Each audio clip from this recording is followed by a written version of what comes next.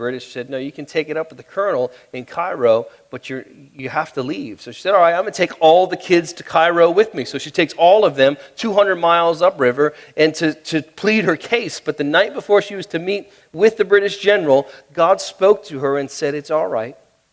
I want you to go back to the United States to raise some money. Peace fell upon her. She said, all right, I'll do that, Lord. If you're calling me to do that, I'll do that. Of course, it was a tearful goodbye. But she knew the Lord was sending her, so she gladly returned to the United States, where she traveled all over. By that time, she was part of the Holiness Church before she left. And within the Holiness movement, different things coming together, the Assemblies of God denomination began. And she came back and joined the Assemblies of God denomination. And then they were sending her all over the place to preach, speak in their churches. Now she's 31 years old, over 100 people in her care as she's traveling around. Then she says, it's time to go back. So for about 18 months to 2 years, she was in the United States again. She only had a suitcase with a change of clothes and some personal items. That's all she brought. They tried to put her up in Houston. They tried to put her up in this nice fancy hotel. And she looked around and she saw that it cost $108 a night.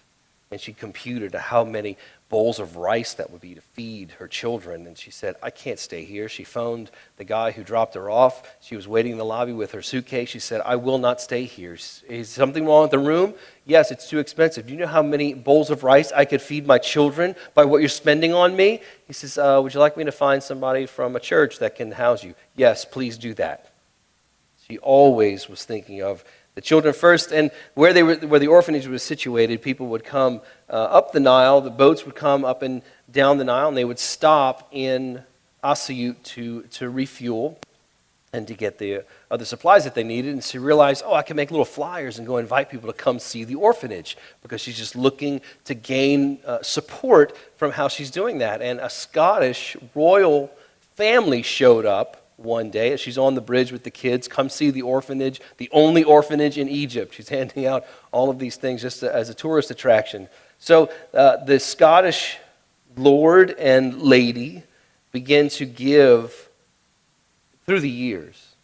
At one point, I think they gave £20,000 to Lillian and the orphanage. And there was just those connections that God used all the time. Even Egyptian women were helping her. Egyptian women put together, not non-Christians, they put together their money to help buy land, and they bought her an automobile. So she didn't have to ride the donkey around. She got pretty used to the car pretty quickly.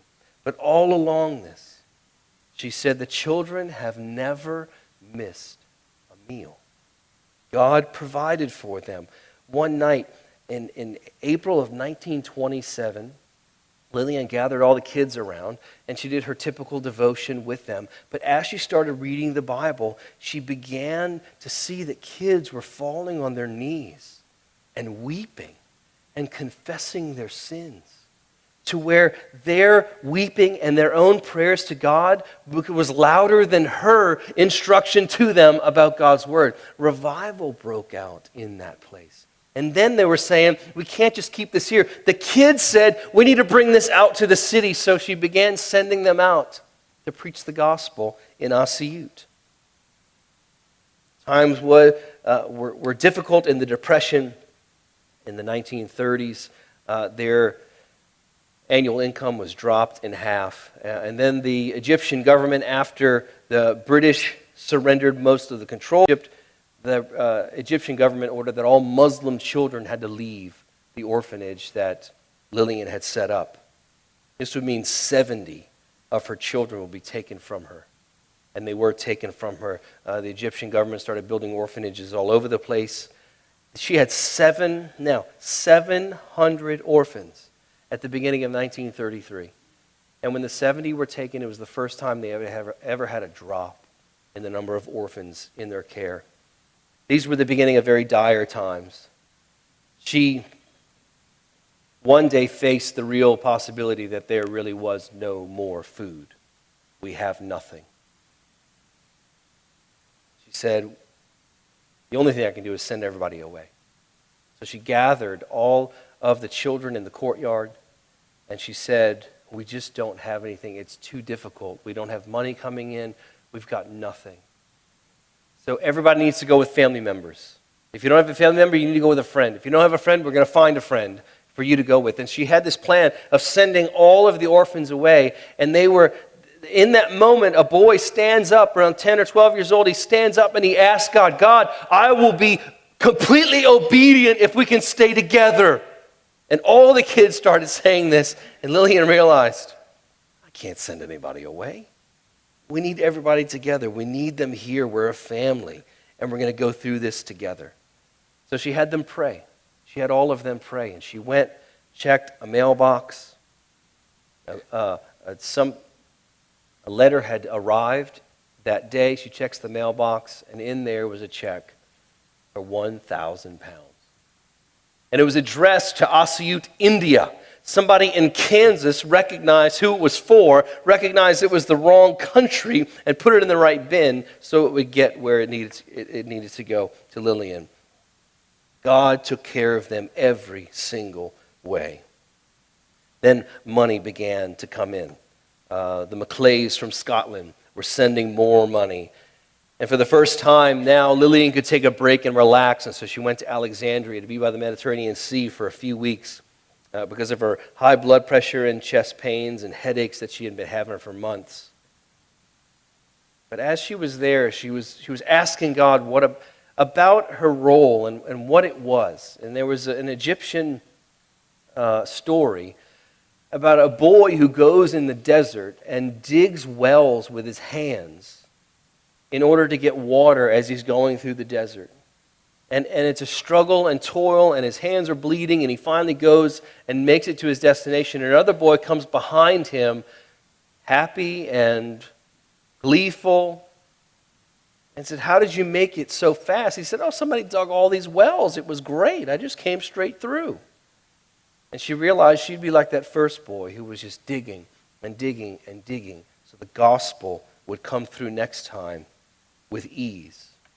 She ended up in 1939 being the subject of an article in Reader's Digest where they named her the Nile Mother. And said, of all the wonders in Egypt, Miss Lillian Trasher is the greatest of them all. One evening at supper, Lillian announced that all school and work were going to be suspended for 24 hours so they could pray about provisions. They had nothing left again. In the morning, she had a telegram arrived. It said, Miss Trasher, please come to me for lunch tomorrow, Ambassador Kirk.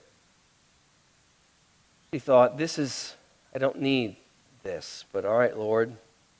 So she made the trip to see him, and Ambassador Kirk began he's a smiling face going on, and she's going, on here. The ambassador said, there was a Red Cross ship that was on its way to Greece, but the Germans had just conquered Greece. It was a British Red Cross ship. They had just conquered Greece, so the captain ordered that all of the cargo be thrown overboard to escape the Mediterranean so it wouldn't be sunk. But there was somebody else on board, a shipman on board, knew of you and knew we were close. They were close to you, so he asked, can it just be unloaded? And he promised to unload it within a couple of hours, and the captain said, fine, do whatever you have to do. They unloaded all of this onto a dock in Alexandria, and Ambassador Kirk says, I was just wondering, Lillian, would you like all of that cargo? Cassandra Luludis